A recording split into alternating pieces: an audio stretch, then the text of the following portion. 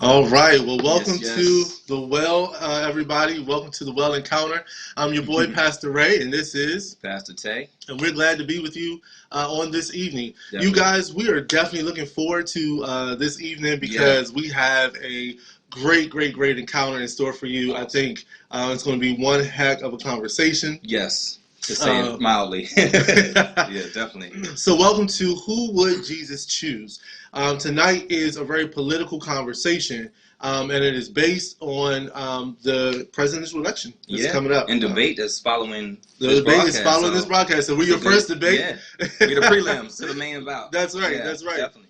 So we want you to take a moment, like this post, comment that you're here, let us know you're here, and then share this on your social media, whether you're on Twitter or YouTube or text messaging or Facebook. However, just share it. Yeah. You guys might know Pastor Tay, who has his own live stream called Church Mind Matter. Yes. And they'll be making a comeback pretty soon. But until then, we are elated to have him here this evening to co-host The Well. Thank you, bro. Yeah, man. You've done it before. Should have been here.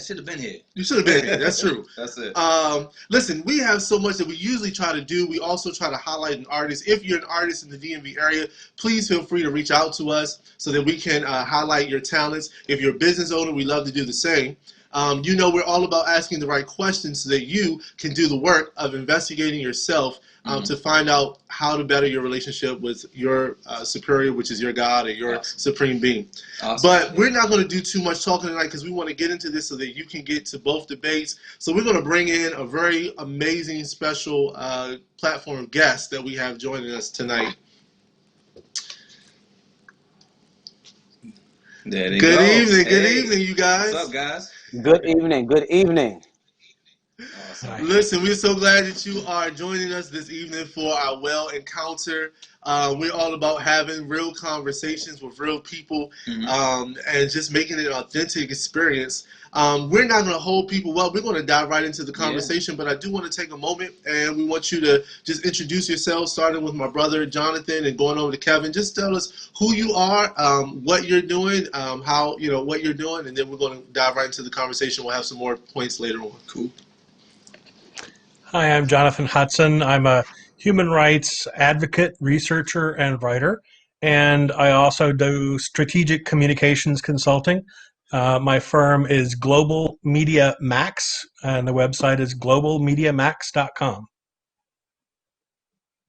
Awesome. And Hey. Look, I'm impressed. Like, my name is Kevin, and I am a middle school music teacher. And in addition to being a middle school music teacher, I'm also launching, launching who I believe God has called me to be. And one of the things that we're going to be doing real soon, and we'll talk about it later, is I'm doing podcasting. I do have, I'm formulating my business. And so I'm in a season of launching right now, but I, by profession, am a music teacher, a music educator. I've been doing it for 14 years, and I love it. So, yeah. Super exciting. Dope, yeah. I didn't say this in the beginning, but if you're watching with us tonight, feel free to share this on, feel free to go and like the Amplify Network page. A shout out to Jackie and Terrence and our super producer Jackie, who's holding us down tonight behind the screen. Listen, we're going to dive on in because we have a great conversation tonight, and I know you guys are ready. Let's do it. We want to show people that we can be respectful of each other and still at the same time disagree. Definitely. Pastor Tay and I do it all the time. I don't approve. I'm usually right.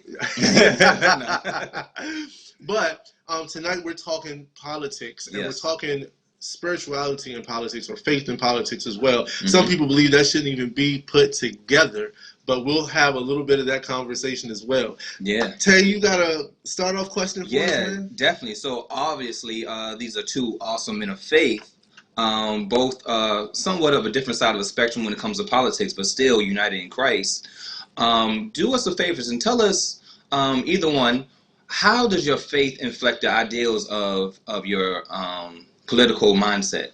How does the ideals of Christ affect what you choose as far as politics?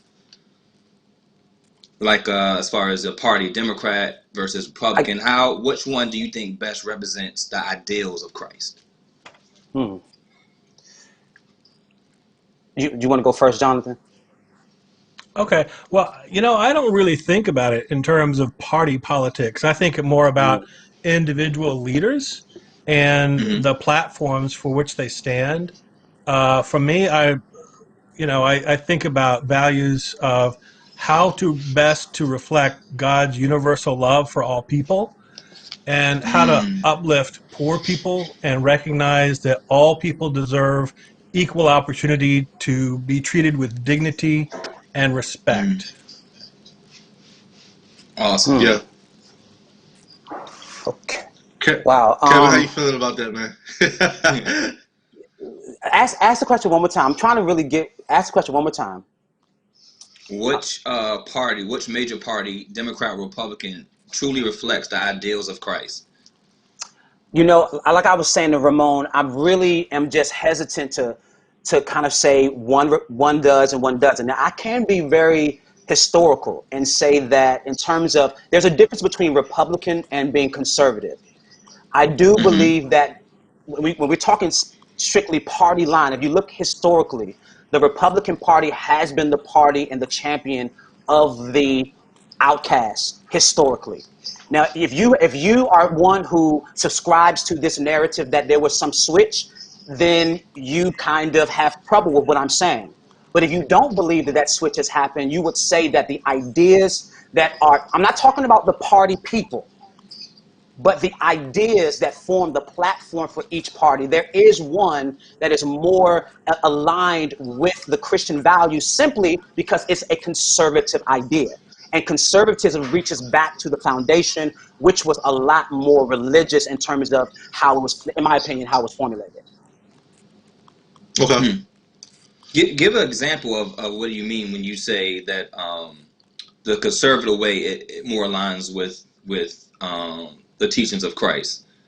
So what I'm trying to say is, let's say when we're talking about healthcare, universal healthcare versus non-universal, liberal versus conservative, do you think Christ would want universal healthcare, or you know what I mean? You get what I'm saying? I'm not trying to lead you in any which way. No, I get you. I think I think there's something good in both. I think when we try to choose, this is the whole issue with the garden. The garden is man now decides good and evil. When truth be told, when you think about liberalism and you think about conservatism, there's goodness, there's good ideas in both of them, but there are also greedy people in both of those parties who come into those ideas for personal reasons, and they are just missing the whole point, and they start to reshape the debate. So I wouldn't say, of course, everyone should be, I believe Christ wants to heal. I believe he wants people healthy.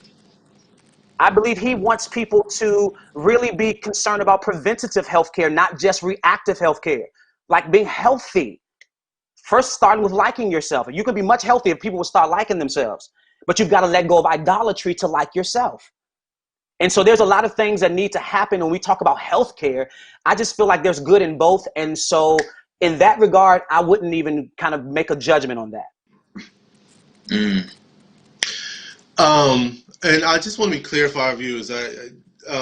Kevin, just so we're clear for people to understand, you you identify more with which party?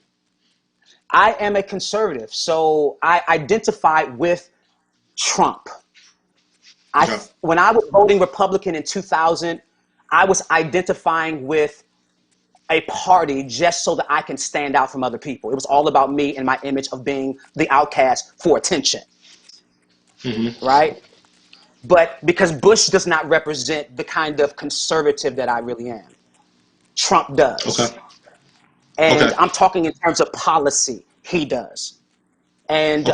And so that's a difference. I am a conservative. I mean, I just have traditional values that even though the world is changing, I think there's certain things that are just they have helped to stabilize civilizations for years and years, and they shouldn't move. Okay, got you. And That's John? conservative. Well, the first vote I ever cast was for Ronald Reagan for president, and that was partly because I was brought up in the South in Alabama as a conservative Christian from an upper middle class family, white, born into a lot of unearned privileges, and kind of taught that the GOP was the Christian way, and there's no other way to look at it. But as I got involved in furthering my education, I became more and more aware of social justice issues, economic justice issues, gender justice issues, and how they intersect. And so in graduate school, I became a labor union organizer and spearheaded a campaign to organize graduate teaching assistants at Michigan State University for pay equity and equal wages, and to end racial and sexual discrimination. And I could see more and more that I had made a lot of assumptions about um, progressives or liberals, and I found it not to be my assumptions were not to be grounded in reality, and I saw that they were just arguing that everybody deserves equal opportunity and to be treated with dignity and respect. And I thought, well, what's not to love about that? And it does comport with with my Christian values. Now, my understanding is, Jesus was never a joiner. Jesus never endorsed any earthly organization or institution of any Right. type. He didn't join any organizations. He was not a club goer. He wasn't a joiner. Right. And Right. Jesus made a point of not only not joining the expected institutions, but actually criticizing the leaders Mm. of any institution that Yes. he found himself Yes. within. So he would go to the synagogue, but criticize the rabbis. Yep. He would go to the Mm. marketplace and criticize the business leaders. Uh, Mm-hmm. and and whether sometimes it was vocal and sometimes it was an implicit critique by his behavior, but he was Absolutely. deliberately seeking out. Mm-hmm. He was a Jew seeking out Mm-hmm. the Samaritan woman at the well. He would also Mm-hmm. show compassion even to Yes. occupying Roman soldiers. He would go Absolutely. to the lepers and the so-called demon possessed at the edge of town. I mean, he was, you know, in 20th century terms, he's the kind of guy that you would now find, working at an AIDS hospice, working in an abortion clinic, visiting the mentally ill, marching, with the homeless. He would be, hanging out with people like, Reverend Dr. William Barber and the Poor People's Campaign. That's where you would find him critiquing, the people in power. And I can't see him ever saying that as a Christian you should confuse Christianity with any earthly organization. Explicitly, he said, "My kingdom is not of this world." So there is no kind of earthly institution or political party of any kind that Jesus would ever endorse as such. What he Yes, does good. say, though, is Well, you can't go so far as to hide yourself away from the love of God. Jesus loves everybody, and there are no exceptions. And that's So, what I like about fighting for human rights. In a single sentence, I would say it's easy to say it, it's hard to live, but human rights are for everyone, everywhere, all the time, without exception. There are no So exceptions. I would say the same thing as a let, Christian. The let love of God is for everyone, everywhere, all the time, without exception. There's no one whom God does not love and treat as family. Even people who are unrepentant sinners, Jesus still loves and wants to be reconciled with. And the love of God is not limited. It's so only let limited me maybe just in break our it. imagination, but not in God's Let, abundance. Let me just break in real quick, Jonathan. So it's interesting you said that because since we do have the stark difference of the very conservative and the very in the more liberal, one of the issues that is in the midst of us during this campaign would be that of pro-life. And I definitely see the question that just popped up. Jackie, I know we have there was a slide with this with a statement that was on there. A buddy of mine on Facebook put this state up, and we're going to talk a little bit about pro-life here because I know that's one of the pushing issues. And in case we don't have it, yep, there it is. So it says, someone wrote me privately and said, I am trying to understand how a Christian could vote for Biden. He's pro-choice. I know that for some of you all, this is one deciding factor. It once was for me too. There are many more things I've considered for the last 4 years when voting. You probably know by now, I grew up a card-carrying, proud conservative, a proud conservative Republican. I got it, Jackie. This president, his conduct and overall lack of character changed that dramatically for me. Now, this is someone I know who was a Republican, Kevin. So here's how I can unenthusiastically vote for Biden. I am pro-life, but I am also anti-white supremacy. I'll say that right now before you finish asking the question. This was by a white male who was former Republican. I am pro-life, but I also think Black Lives Matter, and I believe in systematic racism needs to be eradicated in this country. I am pro-life, but I believe a president should be a president to the entire country, not just to the people who elected him, or maybe someday her. I am pro-life, not just pro-birth. We have to take care of these babies that we're not aborting. I am pro-life, but I'm also anti-defamatory language and disrespectful dialogue. I am pro-life, but I believe a president should be presidential. I am pro-life, but I believe strongly in the separations of power. I am pro-life, but I do not live by the ends justify the means mentality. I am pro-life, but I'm also pro-immigration because I believe we're called to care for those who are fleeing poverty, oppression, etc. I am pro-life, but I also care about taking care of our planet.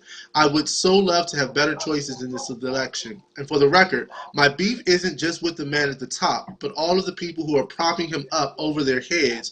The Republican Party, which I proudly identified with, is complicit. Kevin, what are your thoughts on that conversation? I could have given you my thoughts like 10 minutes ago before the first pro-life. When you said the first, I'm pro-life, but the first thing is that the comment itself is an admission that he has a very myopic, or she, whom I'm not sure again, view It's a of male. conservative. He has a myopic view of conservatism. He keeps talking about I'm pro-life as if every conservative, now that is a big issue. Let me just say this to you, first of all, when it comes to the issue of abortion. What people need to do is understand that people's aversion to abortion is not all rooted in the same thing. There are some of us who have done certain research about the origin of the abortion agenda, have the literal quotes of those that founded the agenda, knowing and looking at the results. And we're saying that, listen, we're not people that vote on one issue. And what I'm saying is the statement that you just read really makes that assumption. There again, you're assuming that people that are conservative are pro-economy. We're pro keeping our money in our pockets. So for this, the first thing is that is an assumption that many people make about we who are conservative, as if it's because I'm pro-life and that everything else doesn't matter. No. We have more reasons why we support Trump other than him being pro-life. And I'm very willing to enumerate those reasons for you in this conversation. Yeah, it's so interesting because he's actually watching. So I want to give a shout out to my friend Jason Moore who posted that. But he was, it might still be a Republican, but his whole issue was more against Trump than it was just the Republican Party, if I'm stating correctly. Jonathan, what about you? I'm sorry. Let me I'll wait. let me get to Jonathan and just Yeah. Jonathan, how are you? Do you resonate with that at all, or? Well, I mean, I think Kevin raises a good point about looking at the history of the women's movement, which has a history of racial segregation by white women against women of color. Sojourner Truth was not necessarily welcomed, on an equal basis, and the black women who were marching for the right of suffrage, the right to vote, were not necessarily welcome to the head of the line with the middle class white women. And so there's a history there that needs to be dealt with. And likewise, Planned Parenthood, coming out of the tradition of Margaret Sanger, she held racist ideas, and she did advance the idea of um, abortion as a way of reducing the population of lower income people and people of color. That's a racist idea. That's wrong. Planned Parenthood is right to belatedly repudiate that, as they have done, this year. It's a bit late, but okay, better late than never. But I think we should always be consistent in our beliefs, and absolutely using eugenics to depopulate people of color, forcing women not to be able to have children against their will for no valid medical reason is not a pro-life position. And for that reason, I would also hold the Trump administration accountable for forcing unwanted, unneeded hysterectomies on Latina immigrant women. And that's a genocide proposition.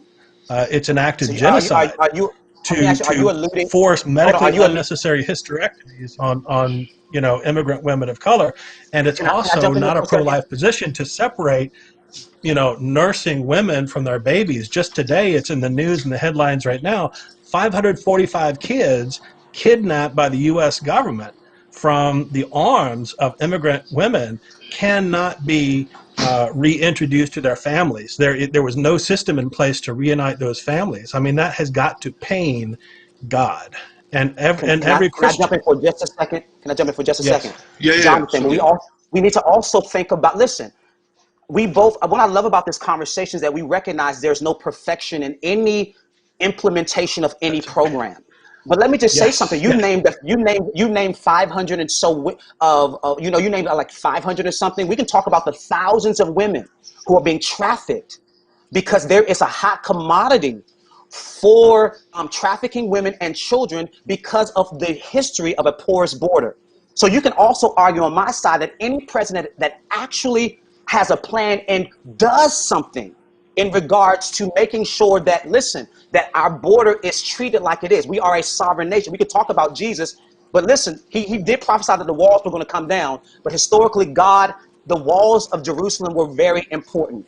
And I'm just saying this idea of, we're talking about the 500 that you're speaking of, the hysterectomies and those things, they're terrible.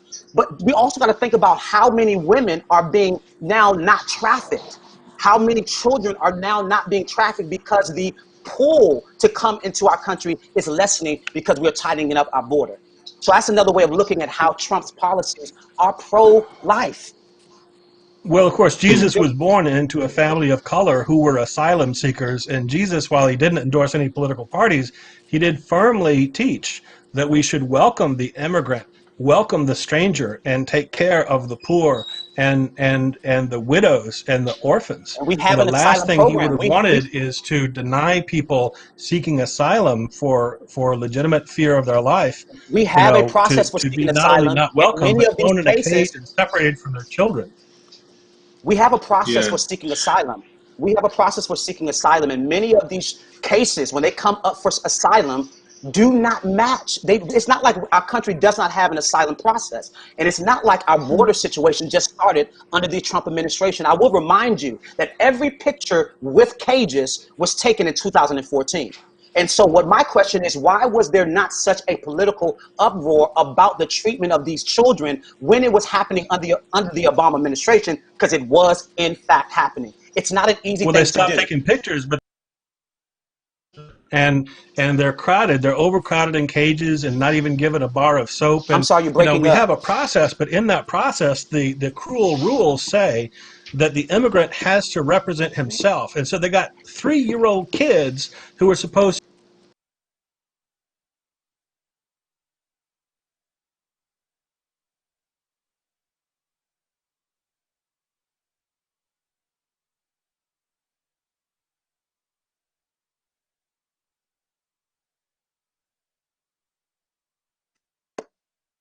Back. I think we're back.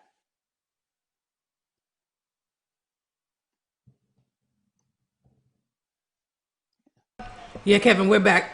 Just hold tight. Yes, ma'am.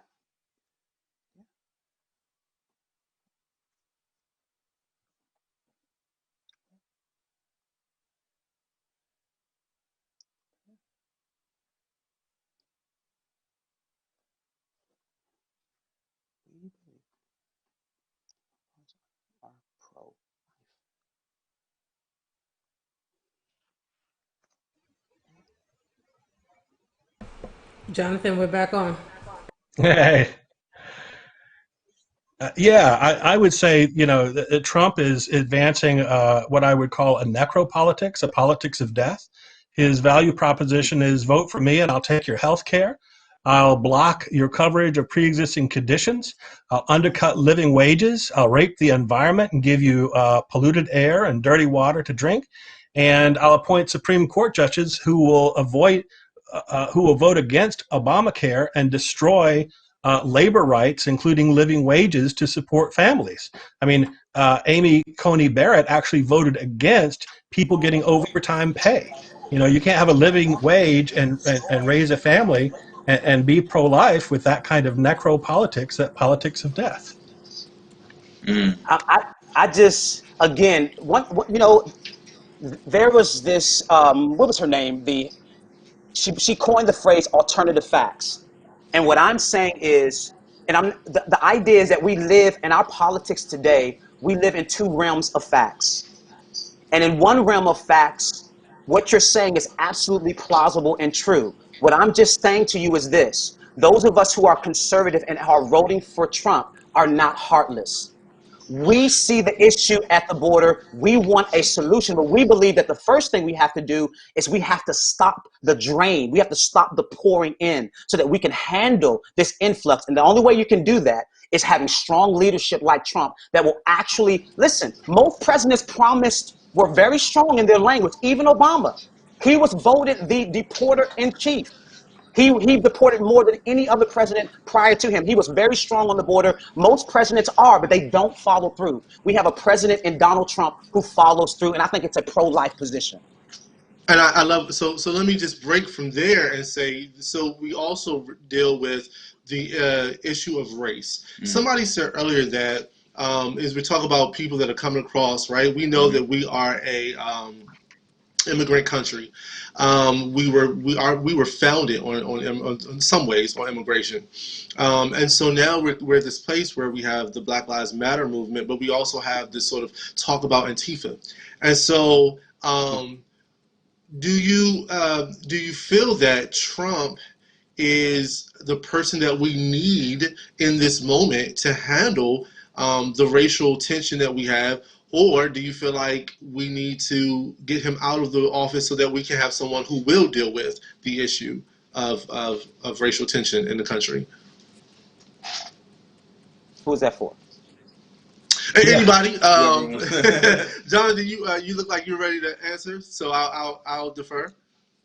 Well, Trump has made it clear and unambiguous. Trump wants you to know that he's a white supremacist and a white nationalist. He's unambiguous. It's not a dog whistle when he says of the neo-Nazis marching in Charlottesville, Virginia, there's good people on both sides. It's a bullhorn. It's a bullhorn, a foghorn, when he tells the Proud Boys, stand by. Stand by for what? It's an armed vigilante group threatening peaceful Black Lives Matter protesters and people organizing against authoritarianism. That's what Antifa means, anti-fascist. It's an idea. It's not an organization.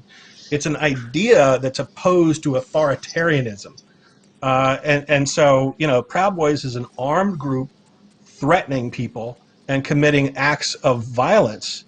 And, there are people of color who identify with Proud Boys, but for the most part, it is not coincidental that they have very firm ties to white nationalist movements and to violence against people of color. Again, Yes. and please let me answer that. Again, we're living in a world of divided facts. It was Kellyanne Conway who coined the phrase alternative facts. And when she used that term, alternative facts, she was castigated.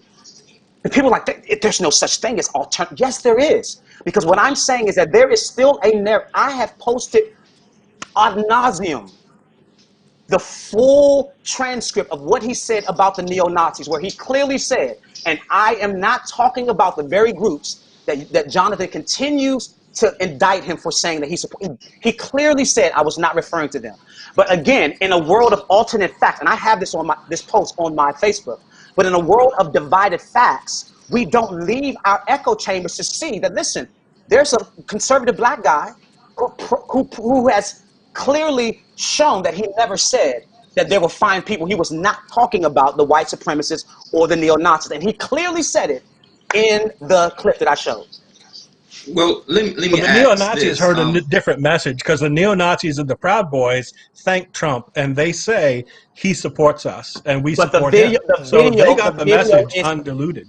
The video is, Jonathan, the truth of the matter is that there is a video that I have posted. It is on my, it's video. You look at it and you can see what he says. And I am not talking about the neo-Nazi. The point I'm trying to make is this, guys.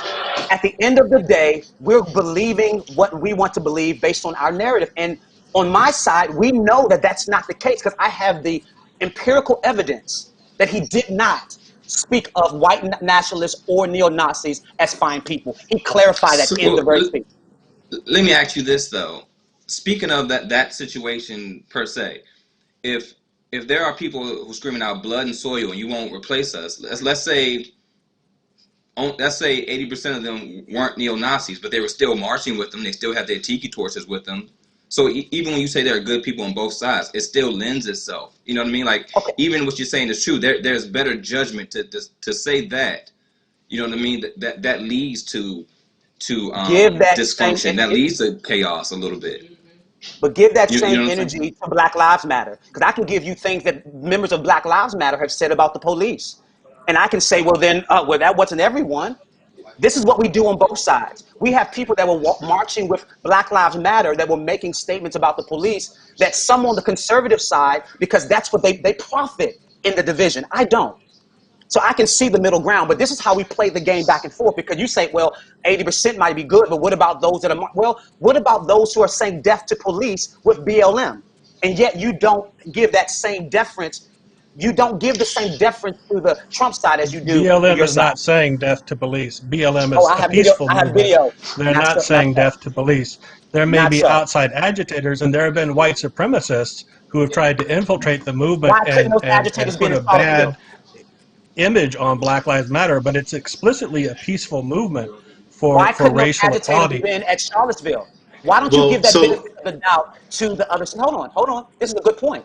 Why don't you give the benefit of it? I mean, you gave some kind of clarification, but why can't on our side we say that the people that were represented, the neo-Nazis and the bad people, were implants but did not represent the larger movement? We don't give that same deference. You know why? Because we think that anyone who wants to preserve a statue of images of people from a war in history that reminds us of the triumph of our country. Those statues, for me, have never done anything. I walk past those statues, they've never done. They remind us of how far our country has come. And we want, the issue is that there's certain people that don't want to tore down. But the actions of, you're taking part in the actions of that are, the rally was sponsored by neo-Nazis, right? It was sponsored by a hate group. That's not true. It is true. That is I'm just telling you, in your world of facts, that's what it was. It was not organized. You can't. Let me say this, and in a very neutral ground. So I'm hearing both of you, and this is, I think, right, why there are the two political parties, because obviously, like, one side, right, and I want to acknowledge there are perspectives, right? Like, people have perspectives. What I think is tough is that, so some kind of way we've got to get to healing, and there are people who will argue that, and I'll let me step to Jonathan for a second. Jonathan, there are people who will argue, right, that clearly Biden and Kamala are the they're the party right now that, even if some people don't necessarily like all of their views, they're the party that will bring us into, or the people that will bring us into some healing, because obviously we need to heal. Do you think that why do you think, if you think this, do you think that Biden and Kamala are Biden and Harris are the people who will bring us into that place of healing?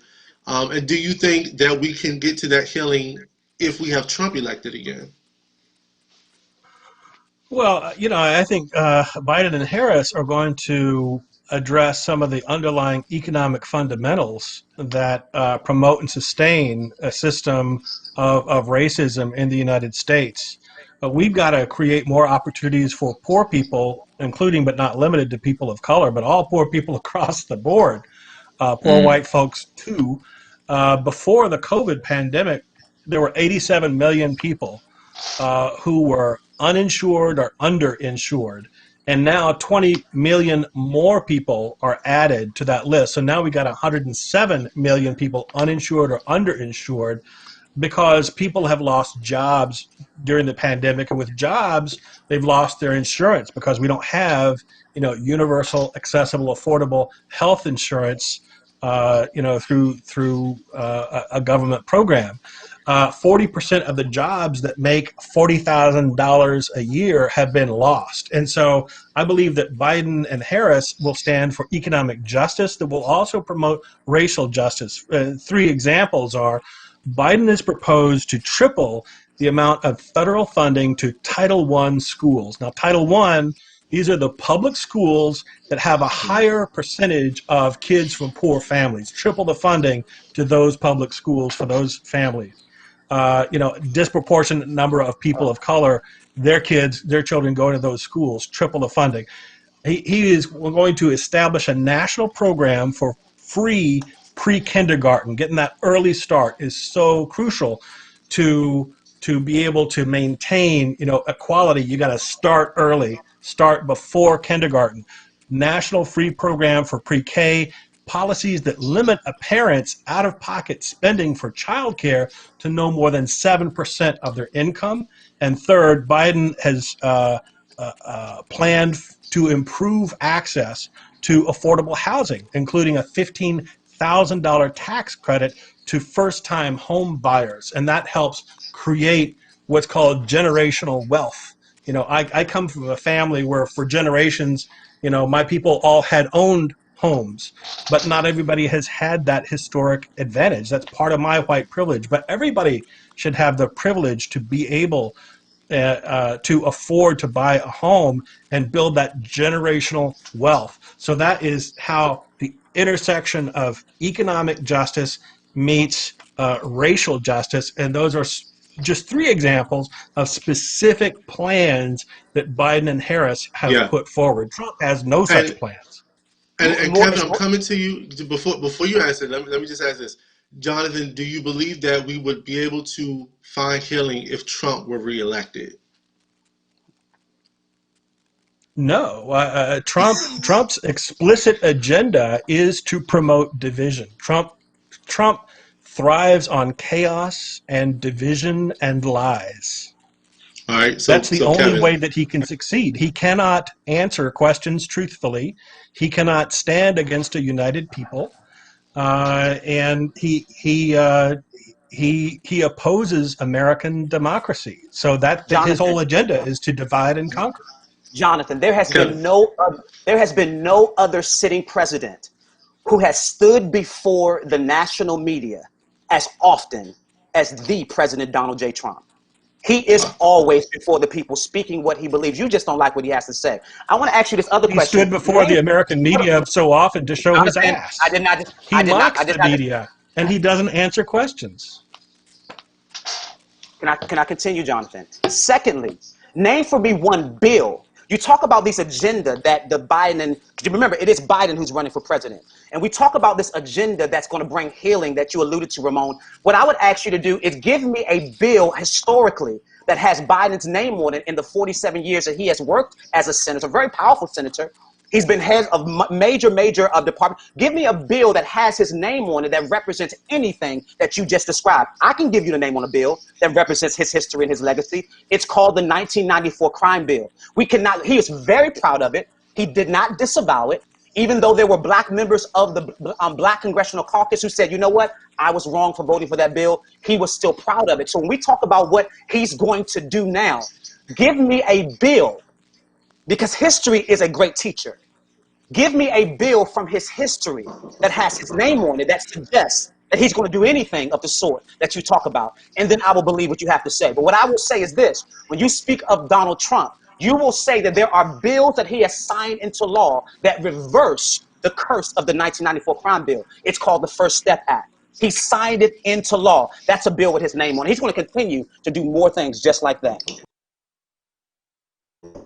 Administration, Obamacare is one that was enacted to provide, health care for people that's more affordable, quality, and accessible, and that will guarantee to cover people with pre-existing conditions. That Obamacare is what Trump is currently suing to overturn, and he said Because he would he doesn't only like the appoint a plan. Supreme Court justice pledged to overturn Obamacare, and with it, end pre-existing conditions. Jonathan, newsflash. And hold on, newsflash, Jonathan. There are many people that don't like Obamacare, even though it carries his name. That's the first thing. There are people that did not approve. For example, the Trump administration got rid of the most dislikable part of that bill, which was the mandate, where you're being charged if you do not choose to go and get health care through the Obama exchange. So there are parts, everybody does not love Obamacare. There are people that love the idea that people need access to health care. They just don't agree on Obamacare as the vehicle. And again, well, people don't like Obamacare, but you know what they love? They love the Affordable Care Act. People love the Affordable Care Act. And you know what another name for the Affordable Care Act is? Obamacare. To get beyond the kind of partisan posturing and say, you love the affordable, you love the ACA. Oh, I love the ACA. Do you love coverage of pre-existing conditions? Absolutely, right on. That's Obamacare. Oh, really? I didn't know that. Well, you stop listening to Fox News and get the facts. So first of all, let me just say this, Jonathan. I don't listen to Fox News. I've been left them years. I've left them since 2016. Let me just tell you something. When you're on the Trump train, you're not on either side of the swamp. That's the first thing. The second thing is this: when you really aren't. I mean, I've been left Fox. I don't. There are people that I look at, but Fox News, I don't sit there and absorb Fox either. What I'm saying is that the proof is in the policy. There are people that do not like Obamacare, particularly the mandate. There are people that did not approve of that aspect of it. This administration got rid of it, and as a result of that, listen, he said it. I am not, you have to either believe he's lying or telling the truth. But he has repeatedly said out of his, I am not going to remove the provision for people with pre-existing conditions. And I happen to believe he's currently in court suing to remove pre-existing conditions. That's what he's currently doing. Never mind what he says, look at what he does. No, Jonathan. In the new policy, he can, listen, in the new policy, it is not foreign that he can add that into a new policy. He is not apologizing for when are we going to have this policy? In 2 weeks? He's been promising in 2 weeks we're going to have the policy. For 4 years he's been saying 2 more weeks we're going to have my policy. There's no policy. Let me just jump in real quick. Let me just jump in. A single vote by John McCain. Hold on. Excuse me, it was a single vote that stopped the transformation of Obamacare, and it was John McCain. You know why? Because John McCain represents the Bush-McCain old guard of Republican that this country rebelled against. I'm not a part of that. I was wrong to vote for Bush in 2000 and 2004. I am not wrong for voting for Trump in 2016, and I will not be wrong for voting for him again in 2020. God bless John McCain's courageous vote. let me just say this. That's the reason why I didn't come through. There are some people who have definitely joined us. I wanted to say hi to Susie, who has been following us, and Jason, who is the guy who I mentioned who put the pro-life piece up. He's been watching us. And I think when you were talking, Jonathan, he said, does video and audio even matter, though? We have the evidence with the Woodward tapes, his Twitter account, and his rally speeches. We can play the video on those things, too. Really. Show me. I want this young man to show me any video where he said explicitly that. Well, show me the video where he did not say that I was not referring to neo-Nazis and white supremacists. Also, show me the video where he said all Mexicans are rapists. Show me that video, because it does not exist. I want to, and I know we're getting close to this 9 o'clock hour, and folks are going to tune in pretty much to this debate that's about to come on. I want to ask this question as we're sort of getting into that place of closing, but Terrence over at Amplify asked this question previously. He wrote it, and he says, I think he's asking you, Kevin, about the first one, and you, Jonathan, about the second one. But his question is, would you give us an example of how Trump values align with those of Jesus, in your opinion? And then I think to you, Jonathan, he asked, would you give us an example of how Biden values align with your values of what Jesus, of who Jesus is? And so, Kevin, if you want to start us off. Yeah, well, listen, a lot of people are getting so tired of hearing about this, but let's talk about the pro-life position. That's one. That's one where he says, life, we have many scriptures that talk about how God knew us before we were in our mother's womb. You go to Psalm 139, he talks about as you were being formed while you were being woven in your mother's womb, there was purpose and intention. We all know that. So listen, you may disagree with certain, you may disagree with the overarching, but the idea of a pro-life position is in alignment with the idea I am the author of life. That's the first thing. Secondly, when it comes to the poor, guys, at the end of the day, the government can do but so much. The government does not exist to take care of the poor. Taking care of the poor is an individual responsibility. It is the responsibility of individuals, not systems. When systems try to take care of God's business, they run out of money. And then they start having to tax you for yours. And that's the problem with liberal policies. They want to do all of this good, but they want to take your money to do it. Those rich folks up there, those liberals up there, that's not going to bother them one way or the other. But when these companies and corporations start overtaxing you because Biden comes in and says, I'm going to raise your taxes up, they're going to transfer that onto the consumer. It's how it works. So at the end of the day, Trump has a different approach to dealing with the poor. But he definitely has not neglected the poor. The jobs numbers tell you that. The unemployment rate for African Americans tells you he has not neglected the poor. Okay. What Biden is known for is empathy. He really cares about people's suffering. He is a very compassionate person. You can feel he suffers with them. He gets it. And for Jesus, that was what it was all about. When the Pharisees, the keepers of the law, asked Jesus, what are the greatest commandments? He said, well, let me just break it down. There's only two things you got to keep it straight. Love God with all your heart, soul, and mind. 100% love God. Get your vertical relationship right. The only other thing you got to remember is get your horizontal relationship right. And how to do that? Love your neighbor. Love your neighbor. It's the business of Christianity, of Christians, to love your neighbor. And who's my neighbor? Everyone's my neighbor. Trump supporters are my neighbor. Poor people, immigrants are my neighbor. LGBTQ community members, disabled people are my neighbor.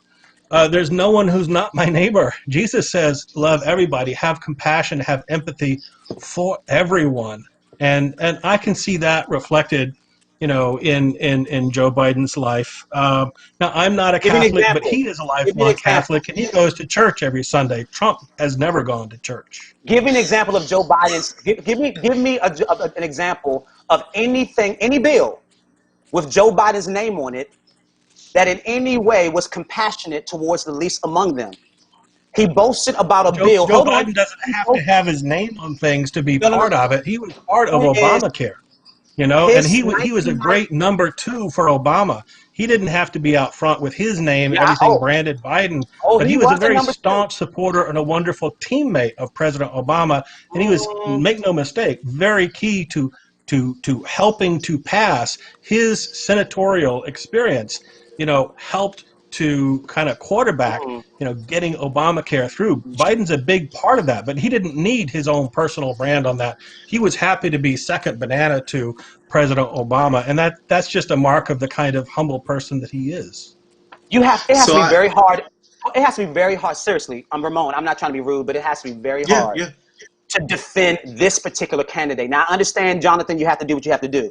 Now, I wish we had another Democrat that actually is not Joe Biden or Kamala Harris. Don't let me call it. Microphones will remain on. Oh, wow. But on behalf of the voters, I'm going to ask you to please. But I wish to God that we had another candidate other than Joe Biden, because whoever you're speaking of, Jonathan, does not exist in the person that we see groping those young girls on video. Creepy Joe Biden, that one who said, I learned about roaches. That one who said, I can give you he says he says poor kids are just as brilliant as white kids. He says, I'm from a slave state. when asked before in the 80s, how are you going to win the South? He says, don't remember, I'm from Delaware. I'm from a slave state. I got this.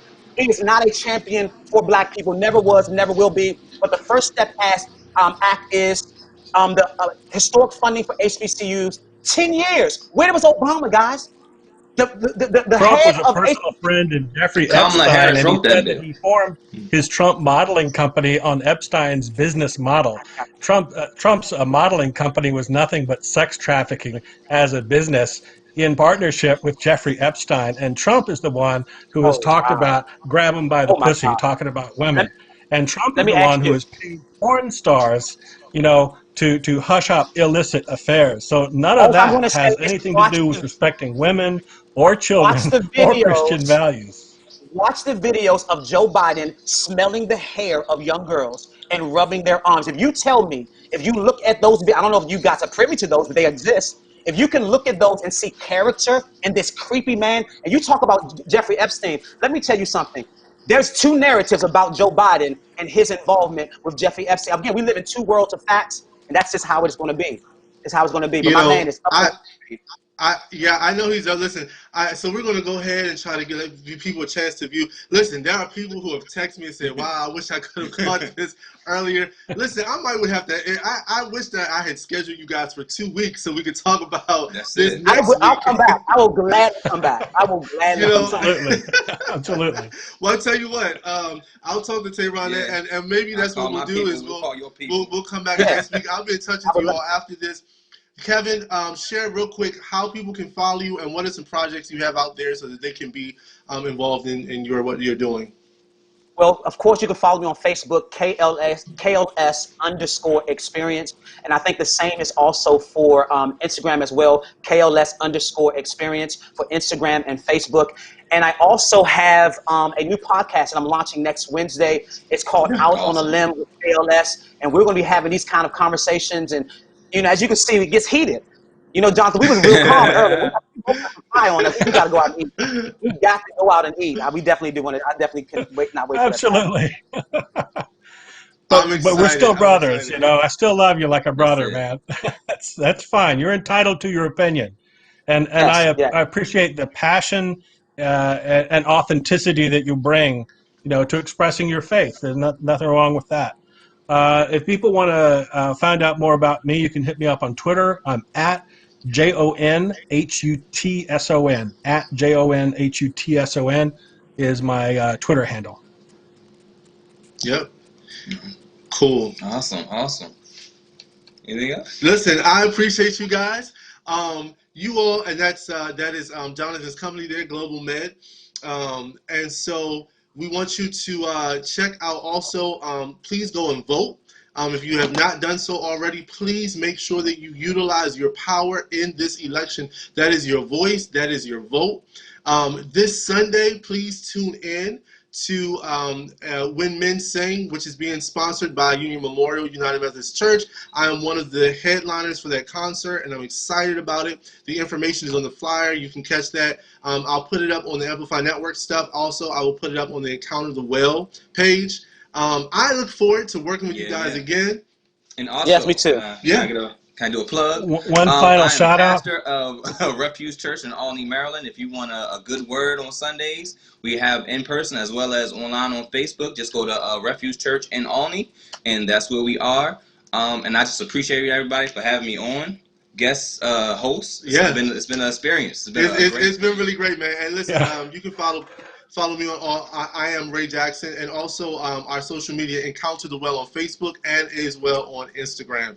Hey, listen, we love you. You can give, you can donate at 84321 if you want to text any dollar amount to 84321 and help us continue programming like this so that we are all about bringing the authenticity of voices to the forefront. There is nothing wrong with traditional church, but we want to make sure that we're able to really capture the fact that people think so differently and there are different perspectives, but we can love each other at the end of those perspectives. Jonathan, I saw your hand. You were about to say something. Yes, one final shout out. I'd just like to say a special thank you to Black women for saving American democracy.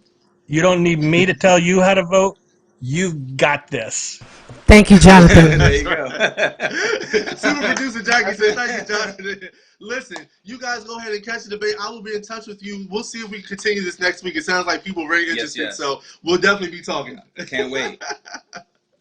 All right, guys. All right, Take man. care, God man. bless. And this is a very easy distribution for him. He's ready to go as soon as we have the vaccine, and we expect to have 100 million vials. As soon as we have the vaccine, he's ready to go. Vice President Biden, your reaction, and just 40% of Americans say they would definitely agree to take a coronavirus vaccine if it was approved by the